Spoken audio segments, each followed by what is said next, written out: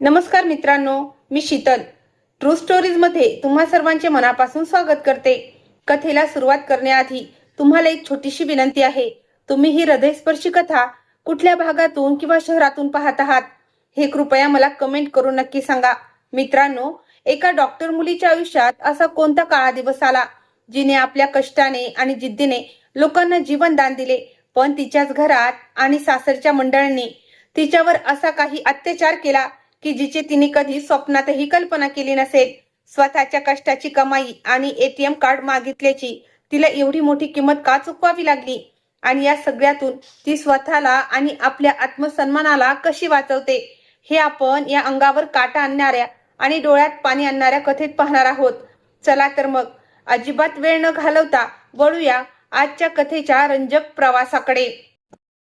माझं नाव वैशाली आहे. मी माझ्या आई बाबा आणि माझ्या छोट्या बहिणीसोबत राहत होते.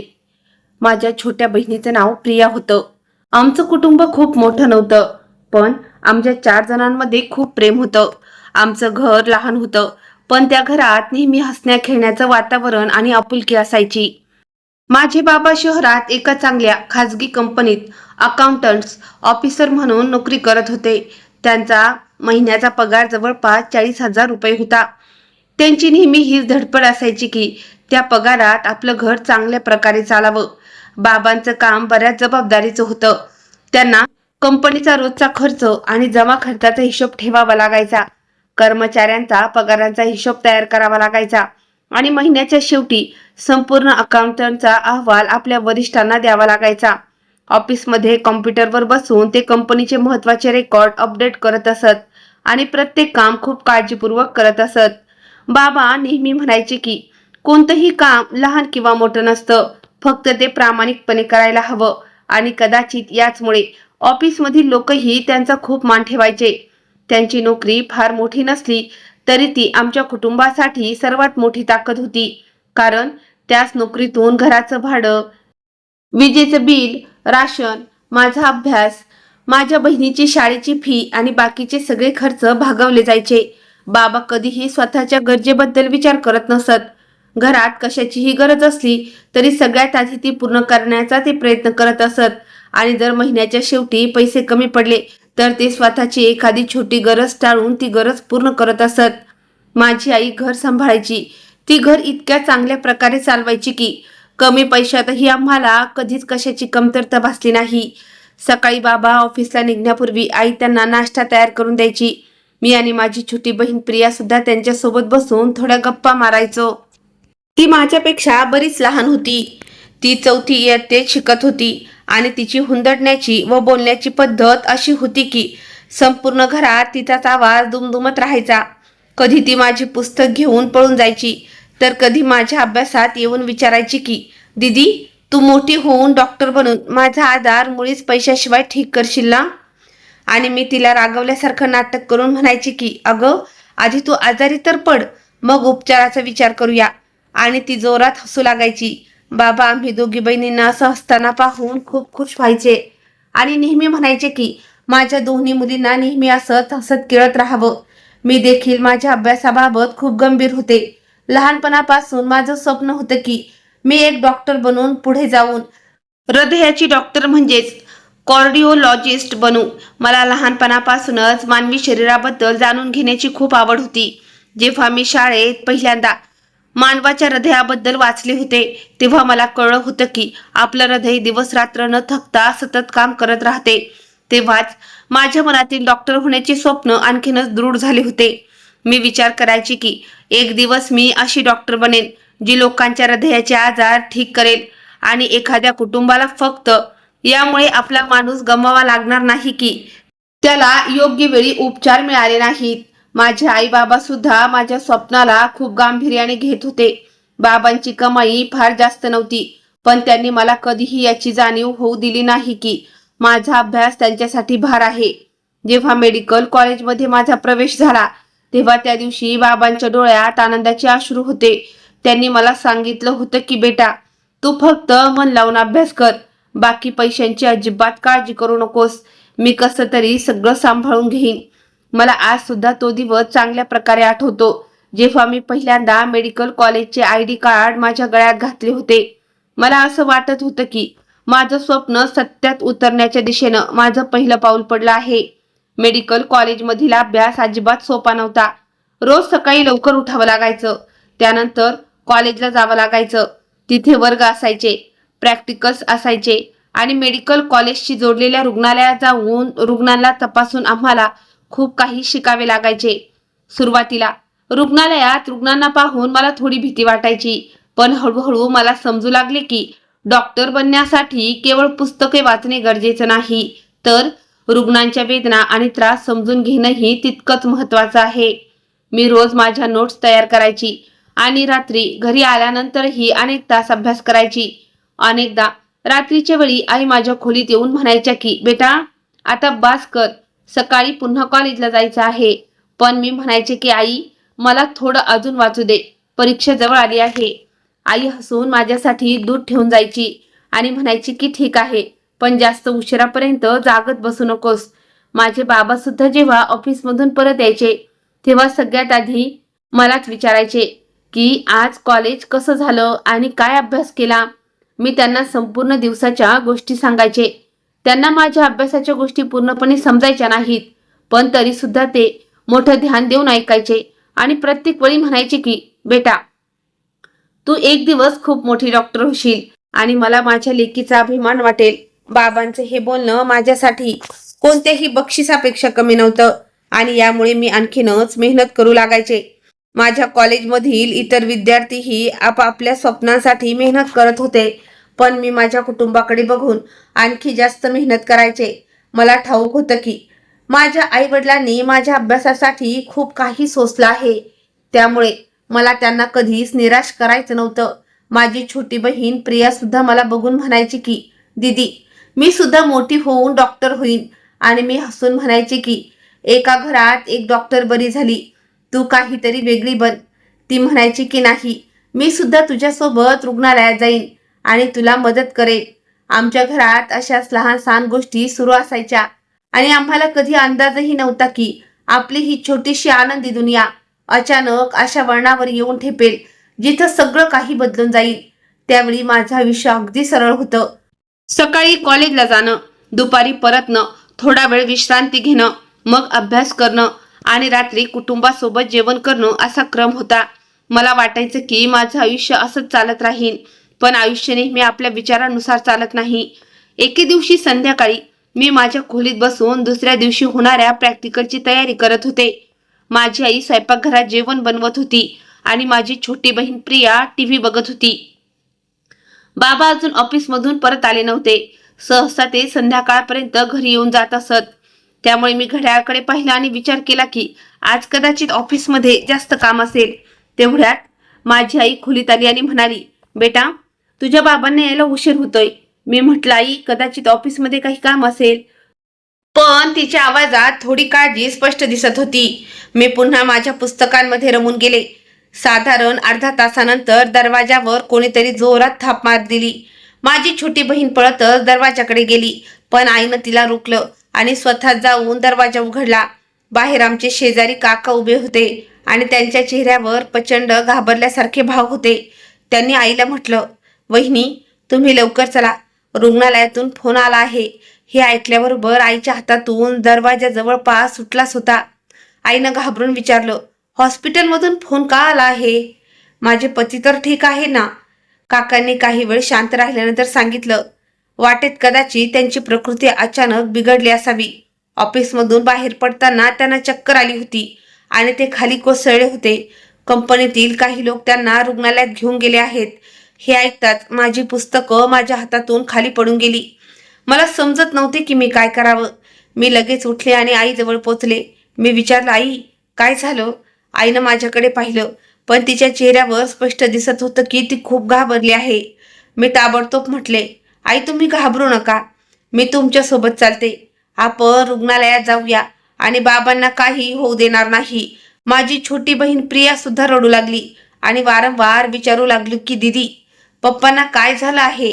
मी तिला स्वतःजवळ ओढत म्हटलं, काही झालेलं नाही, पप्पा ठीक आहेत, फक्त रुग्णालयात आहेत आपण आता त्यांच्याकडे जात आहोत. पण खरं सांगू तर त्यावेळी माझे स्वतःचे हात थरथरत होते. कारण पहिल्यांदाच माझ्या मनात ही भीती आली होती की कुठे माझ्या बाबांना काही गंभीर त्रास तर झालेला नाही ना. त्या रात्री आम्ही तिघेजण रुग्णालयाच्या दिशेनं धावत होतो आणि मला वाटेत फक्त बाबांचा चेहरा आठवत होता. मी मनातल्या मनात देवाकडे सारखी प्रार्थना करत होते की माझ्या पप्पांना काहीही होऊ देऊ नको. मी नुकतीच डॉक्टर बनण्याची सुरुवात केली होती, पण त्यावेळी माझ्या मनात फक्त एकच विचार होता की काश मी आधीच डॉक्टर बनले असते तर मी माझ्या बाबांना स्वतः वाचवू शकले असते. मला माहीत नव्हतं की रुग्णालयात पोहोचल्यानंतर आम्हाला कोणती बातमी मिळणार आहे, पण एवढं नक्की समजलं होतं की आमच्या छोट्याशा आनंदी आयुष्यासमोर आता एक खूप मोठं संकट उभं ठाकलं आहे आणि त्या संकटाचा परिणाम फक्त माझ्या बाबांवरच नाही तर आम्हा चारही जणांच्या संपूर्ण आयुष्यावर पडणार आहे. आम्ही लवकरच रुग्णालयात पोहोचलो. तिथं पोहोचताच मी सगळ्यात आधी माझ्या बाबांकडे गेले आणि त्यांना हॉस्पिटलच्या बेडवर पाहताच माझ्या डोळ्यातून अश्रू वाहू लागले. बाबा आम्हाला पाहताच म्हणाले, अरे तुम्ही लोक एवढे का घाबरलात? मी अगदी नीट आहे, फक्त थोडा अशक्तपणा आला आहे. पण त्यांच्या आवाजात पूर्वीसारखी ताकद नव्हती. डॉक्टरांनी काही वेळ त्यांची तपासणी केली आणि अनेक टेस्ट करायला सांगितल्या. त्यानंतर डॉक्टरांनी आम्हाला त्यांच्या कॅबिनमध्ये बोलवलं आणि सांगितलं की माझ्या बाबांना क्रॅनिक किडनी डिसीजचा त्रास आहे. डॉक्टरांचे हे बोलणं ऐकताच आमच्या सगळ्यांच्या चेहऱ्याचे रंग उडाले. कारण आपल्यापैकी कोणाच्याही मनात असा विचार आला नव्हता की त्यांच्या प्रकृतीमागे एवढी मोठी समस्या दडलेली असू शकते. डॉक्टरांनी आम्हाला समजावून सांगितलं की बाबांची किडनी नीट काम करत नाहीये आणि आता त्यांना सतत उपचार, औषधे आणि वेळोवेळी तपासणीची गरज आहे. डॉक्टर हे सुद्धा म्हणाले की गेल्या काही दिवसांपासून त्यांना जी सतत थकवा, अशक्तपणा, पायांना सूज येणे आणि भूक न लागणे अशी लक्षणे जाणवत होती, ती याच आजारामुळे असू शकतात. पण कदाचित बाबांनी ती लक्षणे सामान्य कमजोरी समजून दुर्लक्षित केली असावीत. माझी आई घाबरून डॉक्टरांना म्हणाली की डॉक्टर साहेब, हा आजार पूर्णपणे बरा होऊ शकतो का? डॉक्टरांनी समजावून सांगताना म्हटलं की तुम्ही अजिबात घाबरू नका. आता सर्वात महत्त्वाची गोष्ट म्हणजे उपचारात कोणताही निष्काळजीपणा नको.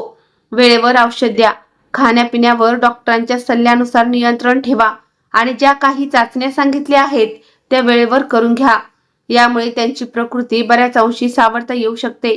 डॉक्टरांचे हे बोलणे ऐकून आम्हाला थोडा धीर मिळाला, पण माझ्या मनात एक वेगळीच भीती घर करून बसली होती. मी मेडिकलचे शिक्षण घेत होते, त्यामुळे मला या आजाराचे गांभीर्य इतर लोकांपेक्षा थोडे जास्त कळत होते. मला माहीत होतं की बाबांना आता दीर्घकाळ उपचारांची गरज पडू शकते आणि या उपचारांवर बराच खर्चही होऊ शकतो. मी हॉस्पिटलच्या बाहेर बसून हे सगळे विचार करत होते तेव्हा बाबांनी मला आपल्याजवळ बोलावलं आणि म्हटलं, वैशाली इकडे ये बेटा. मी त्यांच्याजवळ जाऊन बसले. त्यांनी माझा हात हातात घेतला आणि म्हटलं की तू अजिबात काळजी करू नकोस, मी अगदी ठीक आहे. मी म्हटलं, पप्पा तुम्ही खोटं बोलू नका, मला माहित आहे की तुम्हाला उपचारांची गरज आहे. बाबा हसले आणि म्हणाले की उपचार तर होतीलच बेटा, तू फक्त तुझ्या अभ्यासावर लक्ष दे. मला नाही वाटत की माझ्यामुळे तुझा अभ्यास थांबावा. मी म्हटलं, पण पप्पा जर तुम्हाला माझी गरज असेल तर मी फक्त अभ्यासावर लक्ष कसे देऊ शकते? मला सुद्धा तुम्हाला मदत करायची आहे. बाबांनी म्हटलं, माझी मदत करण्याचा सर्वात उत्तम मार्ग हाच आहे की तू तुझा अभ्यास पूर्ण कर आणि एक उत्तम डॉक्टर बन. मी तुझ्यात लहानपणापासून हे स्वप्न पाहिलं आहे की एक दिवस तू पांढरा कोट घालून माझ्या समोर उभे असशील आणि मी अभिमानाने सगळ्यांना सांगेल की ही माझी मुलगी आहे जी डॉक्टर बनली आहे. त्यांचे ते बोलणे ऐकून माझ्या डोळ्यात पाणी आलं. मी त्यांचा हात माझ्या हातात घेऊन म्हटलं की हो पप्पा, मी तुमचं म्हणणं नक्कीच ऐकेल, पण मी तुम्हाला एकटे सुद्धा सोडणार नाही. बाबा म्हणाले की तू माझी मुलगी आहेस, मला माहित आहे की तू माझा आधार बनशील, पण तुझे स्वप्नही सोडू नकोस. मी त्याच दिवशी मनाशी पक्क ठरवलं होतं की मी माझा अभ्यासही पूर्ण करेन आणि बाबांचा आधारही बनेन. काही दिवस उपचार चालल्यानंतर आम्ही बाबांना घरी घेऊन आलो.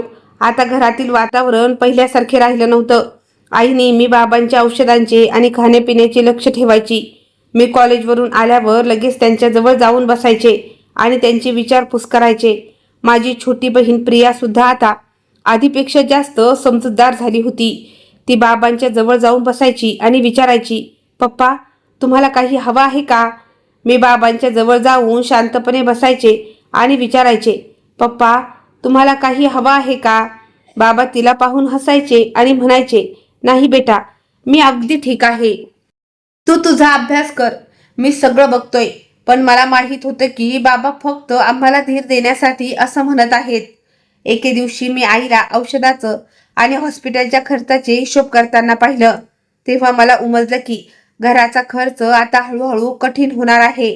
मी आईला विचारलो, आई महिन्याचा खर्च कसा भागणार? आई म्हणाली, बेटा तुझे बाबा आहेत ना काही मार्ग निघेल. मी म्हटलं, पण आई, जर मी अभ्यासासोबत काही छोटे मोठे काम केले तर मी बाबांना थोडा हातभार लावू शकेन. आईनं आधी तर नाहीच म्हटलं की, बेटा तू आधीच इतका अभ्यास करतेस, नोकरी कशी करणार? पण मी आईला पटवून दिलं की मी प्रयत्न करेन. मी माझा अभ्यास सोडणार नाही, फक्त काही तास काम करेन, जेणेकरून बाबांच्या उपचारात थोडी मदत होईल. जेव्हा बाबांना हे समजलं तेव्हा त्यांनीही मला स्पष्टपणे नकार दिला. त्यांनी म्हटलं, वैशाली तुला नोकरी करण्याची काहीही गरज नाही, मी अजून काम करत आहे ना. मी म्हटलं, पप्पा तुम्ही स्वतःच बघत आहात की तुमची तब्येत आता आधीसारखी राहिलेली नाही आणि उपचारांचा खर्चही मोठा आहे. मला वाटतं की तुम्ही आता थोडा आराम करावा आणि मी घर खर्चात तुम्हाला मदत करावी. बाबा म्हणाले, बेटा तू माझी अजिबात चिंता करू नकोस, तुझा अभ्यास सर्वात जास्त महत्वाचा आहे. मी त्यांना खूप समजवण्याचा प्रयत्न केला पण ते ऐकायला तयार नव्हते. शेवटी मी हट्ट करत त्यांना म्हटलं, पप्पा जर तुम्ही मला काम करू दिलं नाही तर मला अजून जास्त काळजी वाटेल. कमीत कमी मला प्रयत्न तर करू द्या. बाबा काही वेळ शांत राहिले. त्यानंतर एक दीर्घ श्वास घेत ते म्हणाले, ठीक आहे बेटा, जर तुझी इतकीच इच्छा आहे तर तू नक्कीच कर. पण एक गोष्ट लक्षात ठेव, तुझ्या अभ्यासात कोणतीही अडचण येता कामा नये. मी त्यांना वचन दिलं की मी माझ्या अभ्यासाला नेहमी प्राधान्य देईल. त्यानंतर मी एका चांगल्या खाजगी कंपनीत part time customer support executive च्या नोकरीसाठी मुलाखत दिली. मला स्वतःलाही भीती वाटत होती कारण अभ्यासासोबत नोकरीचा कोणताही अनुभव माझ्याकडे नव्हता. पण मी पूर्ण प्रामाणिकपणे मुलाखत दिली आणि देवाच्या कृपेनं माझी निवड झाली. माझा महिन्याचा पगार सुमारे 30,000 रुपये होता. माझ्यासाठी ही रक्कम खूप मोठी होती कारण आता मी घर खर्चात थोडा हातभार लावू शकणार होते. माझं काम कंपनीच्या ग्राहकांशी फोनवर बोलणं, त्यांच्या अडचणी समजून घेणं, त्यांच्या तक्रारी नोंदवणं आणि त्यांना योग्य माहिती देणं हे होतं. कधी कधी मला ईमेलला उत्तर द्यावी लागायची आणि कॉम्प्युटरवर ग्राहकांशी संबंधित माहिती अपडेट करावी लागायची. मी माझ्या अभ्यासाची वेळ वेगळी निश्चित केली होती आणि उरलेला वेळ नोकरीसाठी द्यायचे. सकाळी मी कॉलेजला जायचे, तिथे माझे तास आणि प्रॅक्टिकल पूर्ण करायचे. त्यानंतर घरी येऊन थोडा वेळ आराम करायचे आणि त्यानंतर काही तास कंपन्यांचे काम करायचे. सुरुवातीला शिक्षण आणि नोकरी दोन्ही गोष्टी एकाच वेळी सांभाळणं माझ्यासाठी थोडं कठीण होतं. अनेकदा रात्री उशिरापर्यंत काम करावं लागायचं आणि मग दुसऱ्या दिवशी सकाळी लवकर कॉलेजला जावं लागायचं. पण जेव्हा कधी मला थकवा जाणवायचा आणि मला असं वाटायचं की आता माझ्याकडून हे होणार नाही, तेव्हा मला माझ्या बाबांचा चेहरा आठवायचा आणि मी स्वतःशीच म्हणायची की नाही, मला अजिबात हार मानायची नाही. मी माझ्या पप्पांचा आधार बनेन. माझी कमाई फार मोठी नसली तरी त्यातून मी बाबांच्या औषधासाठी आणि घरातील काही खर्चासाठी मदत करू शकत होते. प्रत्येक वेळी जेव्हा माझी सॅलरी यायची तेव्हा मी तिचा काही भाग बाबांना देऊन टाकायचे आणि उरलेले पैसे माझ्या अभ्यासासाठी आणि आवश्यक गोष्टींसाठी ठेवायचे. बाबा पैसे घेताना नेहमी म्हणायचे की बेटा तू हे स्वतःसाठी ठेवून घेत जा. पण मी म्हणायचे की पप्पा हे माझे पैसे नाहीत, हे आपल्या घरचे पैसे आहेत. तुम्ही माझ्यासाठी एवढे काही केले आहे, आता माझी बारी आहे. बाबा माझं बोलणं ऐकून काहीही म्हणत नसत, फक्त माझ्याकडे बघून हसायचे आणि अनेकदा त्यांच्या डोळ्यात पाणीही यायचं. हळूहळू आमचं घर पुन्हा रुळावर येऊ लागलं होतं. बाबांचे उपचार नियमितपणे सुरू होते आणि मी त्यांच्यासोबत रुग्णालयात जायचे, औषधं वेळेवर द्यायची आणि डॉक्टरांनी सांगितलेल्या सर्व काळजीची पूर्तता करायची. आई सुद्धा प्रत्येक वेळी त्यांच्यासोबत असायची. माझ्या छोट्या बहिणीच्या अभ्यासातही कोणती अडचण आली नाही आणि मी माझा अभ्यास आणि नोकरी दोन्ही गोष्ट एकत्र सांभाळून पुढे जात राहिले. आयुष्य कठीण जरूर होतं पण आम्ही चारही जण एकमेकांची साथ सोडत नव्हतो. आम्हाला फक्त हीच आशा होती की बाबा लवकर बरे व्हावेत आणि आमचं आयुष्य पुन्हा आधीसारखं व्हावं. पण याच दरम्यान माझ्या आयुष्यात आणखी एक बदल घडणार होता. एके दिवशी संध्याकाळी मी कॉलेजमधून घरी आले तेव्हा पाहिलं की घरात काही लोक बसले होते. मी आत आले तेव्हा आईनं मला पाहताच म्हटलं, वैशाली इकडे ये बेटा. मी पाहिलं की बाबाही खोलीत बसले होते आणि त्यांच्या चेहऱ्यावर हलकेसे हास्य होतं. मी विचारलं, पप्पा काय झालं, तुम्ही लोक एवढे खुश का आहात? बाबा म्हणाले, बेटा आज तुझ्यासाठी स्थळ आला आहे. मी हे ऐकताच काही क्षण त्यांच्याकडे पाहत राहिले, कारण त्यावेळी लग्नाबद्दल मी अजिबात विचार केला नव्हता. माझी संपूर्ण जीवन अभ्यास, नोकरी आणि बाबांच्या आजाराभोवती फिरत होती. मी म्हटलं, पप्पा आता लग्नाची काय गरज आहे? बाबा म्हणाले, आधी मुलाला आणि त्याच्या कुटुंबाला भेटून तर घे, मग निर्णय घे. मी त्यावेळी काहीच बोलले नाही. पण दुसऱ्या दिवशी जेव्हा ते लोक आम्हाला भेटायला आले तेव्हा मलाही समजलं की बाबांना हे स्थळ का आवडलं होतं. मुलाचं नाव राहुल होतं. तो दिसायला चांगला होता, बोलण्याची पद्धतही ठीक होती आणि त्याचा स्वतःचा व्यवसाय होता. त्याचे कुटुंबही ठीकठाक होतं. घरात त्याचे वडील आणि त्याची मोठी बहीण राहत होती. त्याची आई आता या दुनियेत नव्हती, त्यामुळे घराची बरीच जबाबदारी त्याचे वडील आणि त्याची बहीण सांभाळत होती. राहुलने माझ्याशीही आरामात संवाद साधला.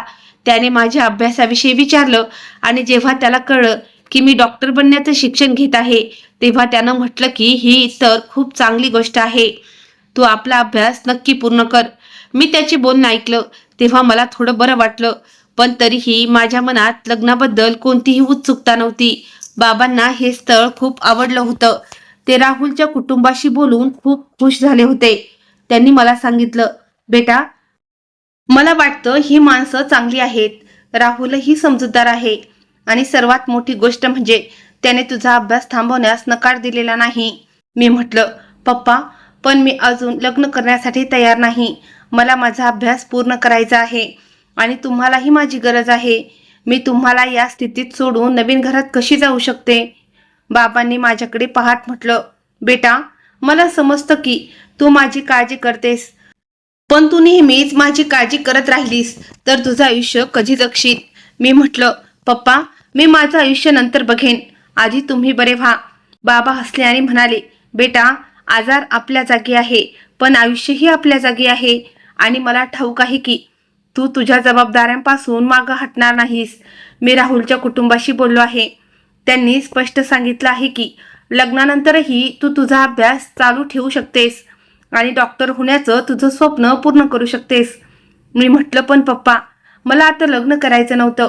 बाबांनी माझा हात हातात धरून म्हटलं, बेटा एवढं चांगलं स्थळ कदाचित पुन्हा कधीही मिळणार नाही. मी तुला कोणत्याही वाईट घरात पाठवत नाहीये. मी सर्वांचं बोलणं समजून हा निर्णय घेतला आहे की तू माझ्या बोलण्यावर भरोसा ठेव. मी आईच्या दिशेनं पाहिलं. आई सुद्धा चुपचाप माझ्याकडे बघत होती. तिने म्हटलं, बेटा तुझ्या पप्पांनी तुझ्यासाठी कधीही चुकीचा निर्णय घेतलेला नाही. जर तुला खरोखरच वाटत असेल की ही माणसं चांगली आहेत तर एकदा या स्थळाला संधी देऊन बघ. मी खूप संभ्रमात होते. माझ्या मनात एका बाजूला माझे स्वप्न होते, दुसऱ्या बाजूला बाबांची प्रकृती आणि आता लग्नाची गोष्टही समोर होती. मी अनेक रात्रीपर्यंत नीट झोपू शकले नव्हते. मी विचार करत राहिले की जर लग्नानंतर माझा अभ्यास थांबला तर माझ्या स्वप्नांचं काय होईल? पण मग बाबांचं हे बोलणं आठवलं की त्यांनी राहुलच्या कुटुंबाशी आधीच माझ्या अभ्यासाविषयी बोलणी केली आहे. शेवटी मी बाबांचं म्हणणं मानण्याचा निर्णय घेतला. मी त्यांना म्हटलं, पप्पा जर तुम्ही खरोखर मानत असाल की ही लोक माझ्या अभ्यासात कोणतीही अडचण आणू देणार नाहीत तर मी तुमचं ऐकेन, पण मी कोणत्याही परिस्थितीत माझा अभ्यास सोडणार नाही. बाबांनी माझं डोकं घेत म्हटलं, मला तुझ्यावर पूर्ण भरोसा आहे बेटा. तू डॉक्टर बनशील आणि मी तुला डॉक्टर बनताना नक्की पाहीन. माझ्या लग्नाची तयारी सुरू झाली. बऱ्याच काळानंतर घरात आनंदाचे वातावरण झाले होते. आई माझ्यासाठी कपडे पाहू लागली. माझी छोटी बहीण तर लग्नाच्या नावावरून खूप खुश होती. ती खोलीत येऊन म्हणायची की दीदी आता तू दुसऱ्या घरात गेली की मी तुझ्या खोलीत झोपत जाईन. मी तिला हसून म्हणायची की आधी माझं लग्न तर होऊ दे, मग बघूया. बाबा सुद्धा प्रकृती बरी नसतानाही माझ्या लग्नाच्या तयारीत जितके शक्य होईल तितका सहभाग घेत होते. मी त्यांना जास्त थकण्यापासून रोकायचे, पण ते म्हणायचे की माझ्या लेकीचं लग्न आहे, मी कसा काय आराम करू शकतो. लग्नाच्या दिवशी जेव्हा मी नटून नवरीसारखे बसले होते तेव्हा माझे लक्ष वारंवार बाबांकडे जात होते. ते थोडे अशक्त दिसत होते पण चेहऱ्यावर खूप आनंद होता. जेव्हा राहुल माझ्याजवळ आला आणि आम्ही दोघांनी लग्नाचे विधी पूर्ण केले तेव्हा माझ्या मनात अनेक गोष्टी सुरू होत्या. मला आनंदही होता आणि भीतीही वाटत होती, कारण मी माझं घर सोडून एका नवीन घरात जात होते. मला ठाऊक नव्हते की पुढचं आयुष्य कसं असेल. पण माझ्या मनात बाबांचे हे शब्द होते की मी माझा अभ्यास सुरू ठेवीन आणि डॉक्टर होण्याचं माझं स्वप्न पूर्ण करेन. लग्नानंतर जेव्हा माझी पाठवणी होऊ लागली तेव्हा माझी छोटी बहीण मला मिठी मारून रडू लागली. आईच्या डोळ्यातही अश्रू होते आणि बाबांनी मला जवळ बोलावून सांगितलं की बेटा खुश राहा आणि तुझा अभ्यास कधीही सोडू नकोस. मी त्यांच्या गळ्यात मिठी मारून म्हटले, पप्पा मी तुमचं स्वप्न नक्की पूर्ण करेन. मी नेहमी तुमची लेक राहीन. त्यानंतर मी माझ्या नवीन घराच्या दिशेने निघाले. माझ्या हातात लग्नाची मेहंदी होती, डोळ्यात अश्रू होते आणि मनात हजारो प्रश्न होते. मी राहुल सोबत त्याच्या घरी पोहोचले तेव्हा त्याच्या कुटुंबानं माझं स्वागत केलं. राहुलने मला आश्वासन दिले की तू आपला अभ्यास सुरू ठेवू शकतेस आणि त्यावेळी मला वाटलं की कदाचित बाबांचा निर्णय योग्य होता. पण माझ्या मनात अजूनही माझ्या घरची चिंता होती, विशेषतः बाबांची. कारण मला माहीत होतं की त्यांचा आजार अजून संपलेला नाही आणि मी कितीही दूर गेले तरी माझ्या मनाचा एक हिस्सा नेहमी माझ्या बाबांजवळच राहील. मला ठाऊक नव्हतं की लग्नानंतर माझं आयुष्य कोणत्या दिशेने जाणार आहे. पण एवढं नक्की माहीत होतं की मी माझ्या वडिलांचे स्वप्न पूर्ण करण्यासाठी प्रत्येक संकटाचा सामना करेन आणि डॉक्टर होण्याचे माझे स्वप्न कोणत्याही परिस्थितीत अपुरे सोडणार नाही. लग्नानंतर काही दिवस सर्व काही नीट चालले, पण हळूहळू मला समजू लागलं की ज्या आयुष्याबद्दल मी विचार केला होता ते प्रत्यक्षात तसे अजिबात नव्हते. लग्नानंतर राहुल त्याच्या व्यवसायामुळे अनेकदा शहराबाहेर राहू लागला. कधी एखाद्या मीटिंगसाठी तर कधी कामाच्या निमित्ताने त्याला दुसऱ्या शहरात जावे लागे आणि अनेकदा तो 2-3 दिवस घरीही नसायचा. सुरुवातीला मला वाटलं की कदाचित व्यवसायामुळे असे असेल आणि जेव्हा त्याचे थोडे काम कमी होईल तेव्हा तो माझ्यासोबतही वेळ घालवेल. पण हळूहळू मला समजू लागलं की घरातील सारी जबाबदारी आता माझ्यावर आली आहे. राहुलच्या मोठ्या बहिणीचे नाव दिव्या होतं आणि ती घरात माझ्यापेक्षा बरीच मोठी असल्यामुळे नेहमीच माझ्यावर आपला हक्क गाजवत असे. लग्नाच्या काही दिवसानंतर तिने मला घरातील सगळे काम समजून सांगत म्हटलं की आता हे घर तुझं आहे आणि ते सांभाळणं ही तुझी जबाबदारी आहे. मी त्यावेळी तिच्या बोलण्यात काही चुकीचं मानलं नाही, कारण मला वाटलं की घरातील नवीन सून असल्यामुळे मी सुद्धा घरच्या कामात हातभार लावला पाहिजे. मला काय माहित होतं की हळूहळू घरातील प्रत्येक काम फक्त माझ्याच वाट्याला टाकलं जाईल. सकाळी माझे डोळे उघडण्यापूर्वीच मला उठायला लागायचे. घरात सगळे उठण्यापूर्वी स्वयंपाकघरात जाऊन चहा बनवावा लागायचा. मग नाश्त्याची तयारी करावी लागायची आणि त्यानंतर दुपारच्या जेवणाची तयारी सुरू करावा लागायची. आणि जोपर्यंत बाकी सगळेजण आरामशीर आपला नाश्ता करून बसत असत तोपर्यंत मी स्वयंपाकघरात उभी असायचे. माझ्या सासऱ्यांना बाहेरचे किंवा नोकराच्या हातचे जेवण अजिबात आवडत नव्हते. त्यांना नेहमी माझ्याच हातचे जेवण हवे असायचे. त्यामुळे जर कधी मी विचारही केला की आज स्वयंपाकात थोडी मदत घ्यावी तर दिव्या लगेच म्हणायची की पप्पांना बाहेरचे जेवण आवडत नाही, तूच बनवून घेत जा. मी अनेकदा विचार केला की घरात नोकरानी आहे तर कमीत कमी काही कामे ती करू शकते, पण दिव्या स्वतः काहीही काम करत नव्हती आणि हळूहळू सारी जबाबदारी माझ्यावर येऊन पडली होती. मी सकाळपासून संध्याकाळपर्यंत कामातच व्यस्त राहायचे. घरात साफसफाई करावी लागायची, कपडे धुवावे लागायचे, स्वयंपाकघर सांभाळावे लागायचे, सासऱ्यांच्या औषधाकडे लक्ष ठेवावे लागायचे आणि जर घरात कशाची गरज असेल तर तेही मलाच बघावं लागायचं. या सगळ्याच्या नंतर माझा अभ्यासही होता, कारण मी राहुल आणि त्याच्या कुटुंबाला लग्नाआधी स्पष्टपणे सांगितलं होतं की मी माझा अभ्यास कोणत्याही परिस्थितीत सोडणार नाही आणि मला असा विश्वास देण्यात आला होता की लग्नानंतरही मी डॉक्टर होण्याचं माझं स्वप्न पूर्ण करू शकेन. पण आता परिस्थिती अशी झाली होती की पुस्तक उघडायलाच वेळ मिळत नव्हता. अनेकदा मी रात्री सगळ्यांचे जेवण बनवून स्वयंपाकघर स्वच्छ करून माझ्या खोलीत यायचे तेव्हा एवढी थकलेली असायचे की पुस्तक हातात घेताच डोळे बंद होऊ लागायचे. तरीही मी स्वतःला समजवायचे की नाही वैशाली, तुला अभ्यास करायचा आहे, तू बाबांना वचन दिले आहे, तुला डॉक्टर बनायचे आहे. त्यामुळे मी उशिरापर्यंत अभ्यास करण्याचा प्रयत्न करायचे. पण दुसऱ्या दिवशी पुन्हा सकाळी लवकर उठायचे असल्याने माझी झोप पूर्ण होत नव्हती. हळूहळू माझी प्रकृती ढासळू लागली होती. माझ्या डोळ्यांखाली हलकी काळी वर्तुळे पडू लागली होती. चेहरा थकला थकला दिसू लागायचा आणि अनेकदा तर काम करताना मला चक्करही येऊ लागायची.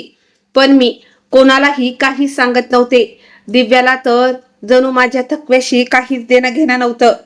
ती सकाळी उशिरा उठायची, आरामात तयार व्हायची आणि मग आपल्या खोलीत बसून मोबाईल चालवत राहायची. जर मी तिला एखाद्या कामात मदत मागितली तर ती म्हणायची की वहिनी, तुम्ही या घरची सून आहात, तुम्हाला तर सगळं सांभाळायचं आहे.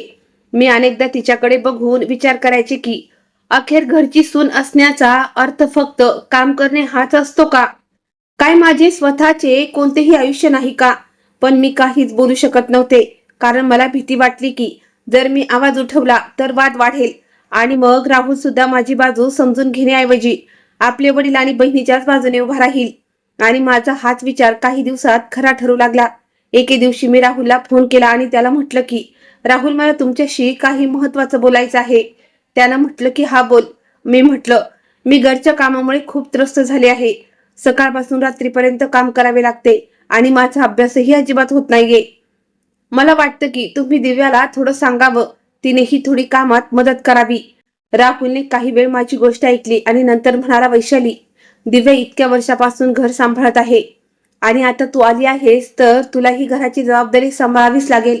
मी म्हटलं, पण मी माझा अभ्यासही करत आहे आणि मी लग्नाआधीच तुमच्याशी बोलले होते की माझ्या अभ्यासात कोणतीही अडचण येणार नाही. राहुल म्हणाला, अभ्यास तर तू करू शकते, तुला कोण थांबवत आहे? मी म्हटलं, पण मला वेळच कुठे मिळतो, सकाळपासून रात्रीपर्यंत कामच काम असते. राहुल म्हणाला, तू थोडी वेळ व्यवस्थापन करून घे. मग माझ्या व्यवसायाच्या कामासाठी खूप फिरावे लागते. मी घरातल्या छोट्या छोट्या गोष्टीवर लक्ष देऊ शकत नाही. मी त्याचं हे बोलणं ऐकलं तेव्हा मला खूप वाईट वाटलं. मला वाटलं होतं की कमीत कमी माझा पती माझी अडचण समजून घेईल, पण त्याला माझी समस्या अजिबात दिसत नव्हती. मी म्हटलं, राहुल, मी कोणतीही लहान गोष्ट बोलत नाहीये, मी खरोखर खूप त्रस्त झाले आहे. पण तो म्हणाला, वैशाली, माझी पप्पा आणि दिव्या तसेच आहे, तू त्यांच्यासोबत थोडं जुळवून घे. मी सध्या कामात आहे, नंतर बोलतो. आणि त्याने फोन कट केला. मी बराच वेळेपर्यंत फोन हातात घेऊन बसले होते. त्या दिवशी मला पहिल्यांदा जाणवले की लग्नानंतर कदाचित मी या घरात एकटी पडली आहे. माझ्या आसपास एवढी माणसे असूनही माझी अडचण ऐकून घेणारे कोणीच नव्हते. मला माझ्या माहेरी फोन करून आईशी बोलावंसं वाटलं, पण जसा मी फोन हातात घ्यायची तसा मला बाबांचा चेहरा आठवायचा. बाबा अजूनही त्यांच्या आजाराशी लढा देत होते. त्यांचे उपचार सुरू होते आणि औषधांचा खर्चही चालूच होता. मला अजिबात वाटत नव्हतं की माझ्यामुळे आई किंवा बाबांना आणखी काही त्रास व्हावा. त्यामुळे मी त्यांना काहीच सांगितलं नाही. जेव्हा आई फोन करून विचारायची, बेटा तू ठीक आहेस ना, तेव्हा मी हसून म्हणायची की हो आई, मी अगदी ठीक आहे. इथे सगळीजण माझी खूप काळजी घेतात. बाबा जर फोनवर आले तर मी त्यांना सांगायचे की पप्पा, तुम्ही तुमची औषधं वेळेवर घ्या आणि जास्त ताण घेऊ नका. ते मला आवर्जून विचारत असतात की बेटा तू तुझा अभ्यास करते ना.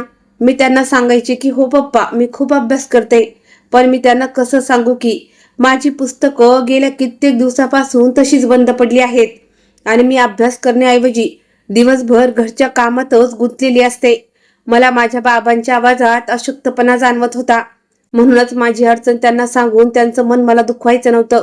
मला ठाऊक होतं की जर त्यांना समजलं की त्यांची मुलगी लग्नानंतर खुश नाही तर ते स्वतःला दोष देऊ लागतील आणि कदाचित त्यांची प्रकृती आणखी बिघडू शकते. म्हणूनच मी माझे सगळं दुःख मनातच दाबून ठेवण्यास सुरुवात केली. मी दररोज स्वतःला समजवायचे की कदाचित काही दिवसात सर्व काही ठीक होईल. कदाचित राहुलला माझी अडचण समजेल. कदाचित दिव्या सुद्धा मला आपल्या बहिणीसारखी समजू लागेल. पण असं काही झालं नाही. एके दिवशी मी नाश्ता बनवत होते आणि त्याचवेळी दिव्याने बाहेरून हाक मारली, वहिनी, माझ्या खोलीची सफाई करून घे. मी म्हटलं, दीदी, मी आता नाश्ता बनवत आहे, नाश्ता बनवल्यानंतर करते. तिने लगेच म्हटलं, नाही वहिनी, आत्ताच कर, मला परत बाहेर जायचं आहे. मी म्हटलं, पण पप्पांचा नाश्ता पण बनवायचा आहे आणि राहुलसाठी डब्बाही पॅक करायचा आहे. ती तावातावानं म्हणाली, हे सगळं तर तू करशीलच, तू या घरची सून आहेस ना. मी काहीच बोलले नाही आणि आपलं काम करत राहिले. त्या दिवशी मी सलग अनेक तास काम केलं. दुपारी जेवण बनवल्यानंतर जेव्हा सगळेजण जेवून उठले तेव्हा मी स्वयंपाकघर स्वच्छ करू लागले. माझ्या पाठीत कळा येत होत्या आणि डोकंही जड पडलं होतं. पण कोणाला एवढं विचारण्याची तसदी वाटली नाही की मी बरी आहे की नाही. मी थोड्या वेळासाठी माझ्या खोलीत जाऊन बसले. तोच दिव्याने बाहेरून आवाज दिला, वहिनी, तुम्ही आरामात बसू शकत नाही. संध्याकाळचा चहा पण बनवायचा आहे. मी माझे डोळे घट्ट बंद केले आणि स्वतःशीच म्हटलं, वैशाली, अजिबात रडायचं नाही. तुला हे सर्व सहन करावेच लागेल. मी माझ्या खोलीत ठेवलेल्या पुस्तकांकडे पाहत मनातल्या मनात विचार करायचे की काय माझे डॉक्टर होण्याचे स्वप्न इथेच संपून जाणार आहे का. पण पुढच्या क्षणी मला बाबांची ती आठवण यायची की बेटा, तू डॉक्टर बनशील आणि मी तुला डॉक्टर बनताना नक्की पाहीन. त्यांचे ते शब्द माझ्या मनात पुन्हा एकदा हिंमत भरून जायचे. मी रात्री सगळेजण झोपल्यानंतर पुस्तके घेऊन बसत असे. अनेकदा रात्री 2-3 वाजायचे, पण मी वाचतच राहायचे. कारण मला भीती वाटत होती की जर मी आत्ताच अभ्यास सोडला तर कदाचित आयुष्यभर स्वतःला माफ करू शकणार नाही. मला माहित होतं की माझ्या बाबांनी माझ्या शिक्षणासाठी किती मेहनत घेतली आहे. त्यांची प्रकृती बरी नसतानाही मला पुढे जाण्यासाठी प्रोत्साहन दिले होते आणि मला त्यांचं स्वप्न अपुरं सोडायचं नव्हतं. त्यामुळं मी ठरवलं की मला दिवसा कितीही काम करावे लागले तरी मी रात्री कमीत कमी काही तास नक्की अभ्यास करेन. याचप्रमाणे दिवस जात राहिले. राहुलचे घराबाहेर राहणे सुरूच राहिले आणि जेव्हा तो घरी यायचाही तेव्हा त्याचा जास्तीत जास्त वेळ दिव्यासोबतच जायचा. मी अनेकदा त्याला समजवण्याचा प्रयत्न केला की त्याने माझी अडचण समजून घ्यावी. त्याने म्हटलं, मी सर्व काही समजतो, पण माझ्या घरात इतक्या वर्षापासून सर्व काही असंच चालत आलं आहे. तू आली आहेस तर थोडी जुळवून घे. मी म्हटलं, पण लग्नाआधी तुम्ही म्हणालात ना की माझ्या अभ्यासात कोणतीही अडचण येणार नाही. तो म्हणाला, मी कधीही म्हटलं नाही की तुला अभ्यासासाठी घरचे काम सोडायचे आहे. मी त्याचे बोलणे ऐकून पूर्णपणे शांत झाले. मला असं वाटलं की जसे माझ्या सर्व अपेक्षा एका क्षणात संपून गेल्या आहेत. त्या रात्री मी खूप वेळ रडत राहिले, पण मी माझा आवाज कोणापर्यंत पोहोचू दिला नाही. मला अजिबात वाटत नव्हतं की घरात कोणी माझ्या रडण्याबद्दल विचारावे आणि मग ती बातमी माझ्या माहेरी माझ्या बाबांपर्यंत पोहोचावी. माझ्या बाबांची प्रकृती आधीपासून बरी नव्हती आणि मला अजिबात नको होतं की माझ्यामुळे त्यांना कोणतीही चिंता व्हावी. त्यामुळे मी माझे अश्रू पुसले आणि दुसऱ्यांदा पुन्हा त्याच दोषात सकाळी उठून घराच्या कामामध्ये व्यस्त झाले. मी बाहेरून सगळ्यांसमोर अगदी सामान्य राहत होते, पण आतून दररोज थोडे थोडे तुटत चालले होते. तरीही मी माझी स्वप्न माझ्या मनात जिवंत ठेवले होते. माझ्याकडे माझ्या अभ्यासाची पुस्तके होती. माझ्या पाठीशी माझ्या बाबांचे स्वप्न होते आणि माझ्या मनात हा दृढ विश्वास होता की परिस्थिती कितीही बिकट असली तरी एक ना एक दिवस मी डॉक्टर बनून दाखवेन. आणि कदाचित हीच आशा मला दररोज पुन्हा उभं राहण्याची ताकद देत होती.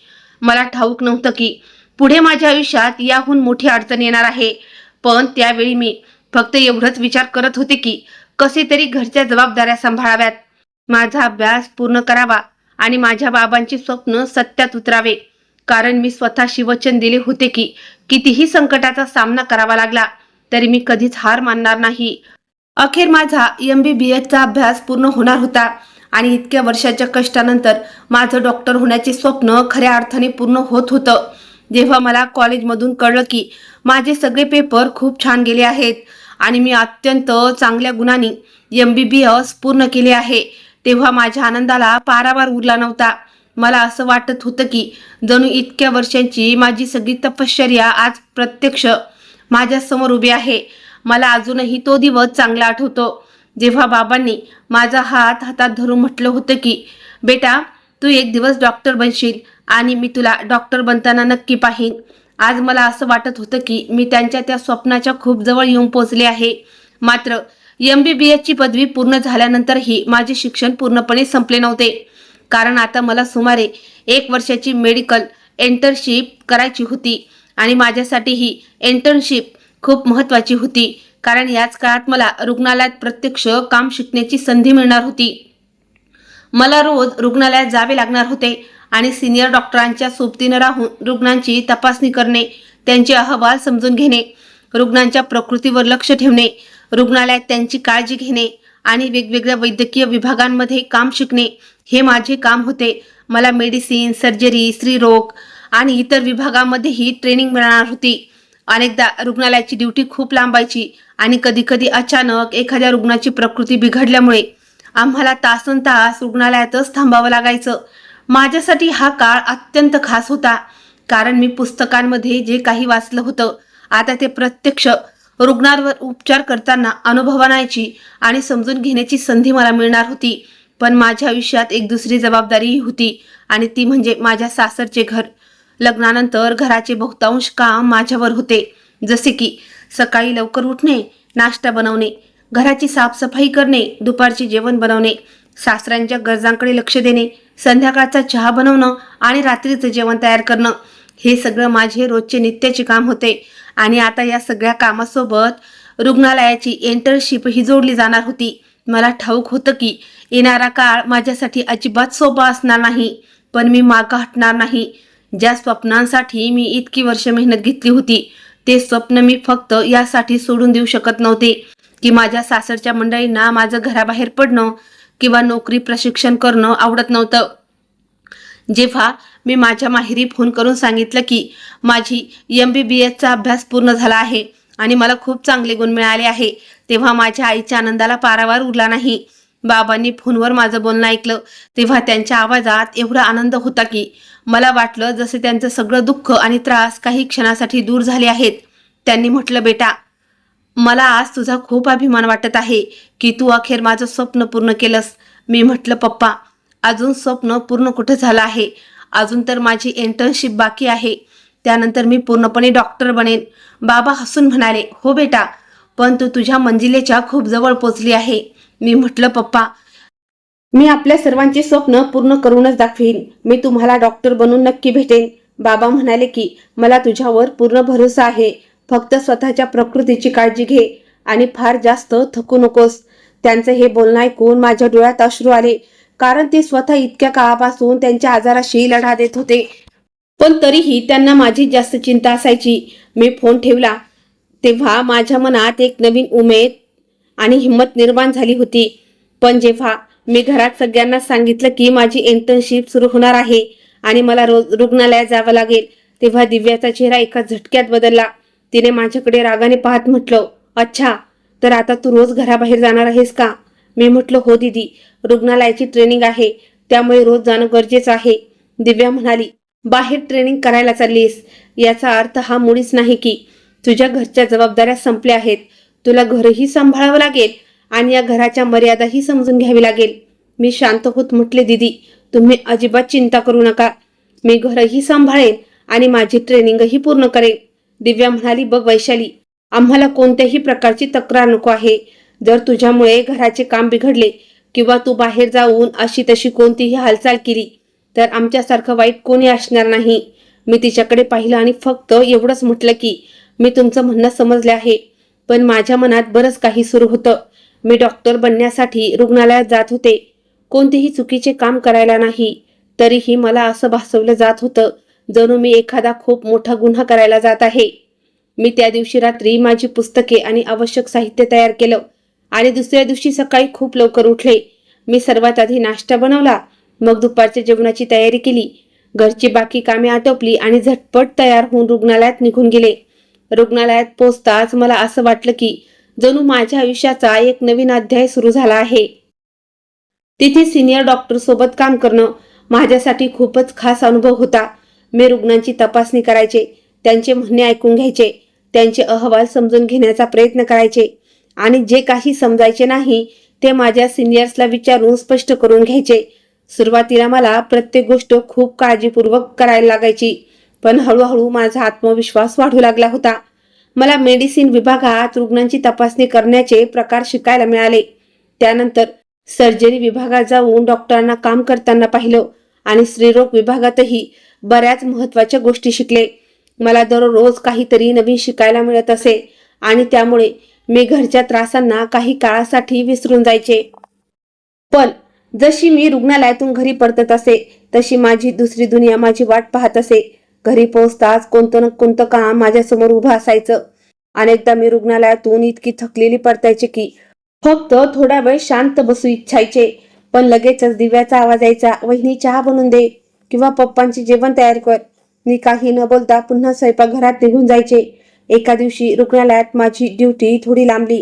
त्या दिवशी एका रुग्णाची प्रकृती अचानक बिघडली होती आणि सिनियर डॉक्टरने आम्हाला तिथं थांबण्यास सांगितलं होतं. मी सलग अनेक तास काम करत राहिले. जेव्हा रुग्णाची प्रकृती थोडी सुधारली तेव्हा संध्याकाळ झाली होती. मी माझं सामान घेऊन घरी परतणारच होते. तोच माझ्या फोनवर सासऱ्यांचा फोन आला. त्यांनी विचारलं, वैशाली, तू कुठे आहेस? मी म्हटलं, पप्पा, मी रुग्णालयात आहे. आज ड्युटी थोडी लांबली. त्याने रागाने म्हटलं, किती उशीर झाला आहे तुला? घराची काही चिंता आहे की नाही? मी म्हटलं, पप्पा, मी बस निघतच आहे. त्यांनी सुनावलं, लवकर घरी ये, सगळ्यांसाठी स्वयंपाक करायचा आहे. मी काही क्षण शांत राहिले. मला वाटलं होतं की कदाचित ते माझी अडचण समजून घेतील, पण ते म्हणाले की आम्हाला ताटकत बसायची सवय नाही, लवकर घरी ये. मी फोन ठेवला आणि काही न खाता पिताच रुग्णालयातून निघाले. मी एवढी थकली होते की वाटेत माझ्या डोळ्यात सतत अश्रू येत होते, पण मी स्वतःला सावरले. घरी पोहोचले तेव्हा पाहिलं की दिव्या आरामात बसली होती. मी तिला म्हटलं, दीदी, मी आज रुग्णालयात खूप थकली आहे, खूप काम होतं. जर तुम्ही थोडी मदत केली तर मी लवकर स्वयंपाक बनवीन. तिनं माझ्याकडे बघून म्हटलं, वहिनी, तुम्हाला डॉक्टर व्हायचे आहे ना, मग मेहनतही तुम्हालाच करावी लागेल. मी काहीच बोलले नाही आणि थेट स्वयंपाकघरात निघून गेले. त्या रात्री मी सगळ्यांसाठी स्वयंपाक केला, सगळ्यांना जेवू घातले आणि जेव्हा मी माझ्या खोलीत आले तेव्हा माझे हात दुखत होते, पाय सुजले होते आणि डोकं जड पडलं होतं. पण दुसऱ्या दिवशी मला पुन्हा रुग्णालयात जायचं होतं. मी बेडवर आडवी झाले आणि विचार करू लागले की काय खरोखर मी हे सगळं करू शकेन का? तेव्हा मला बाबांची आठवण आली.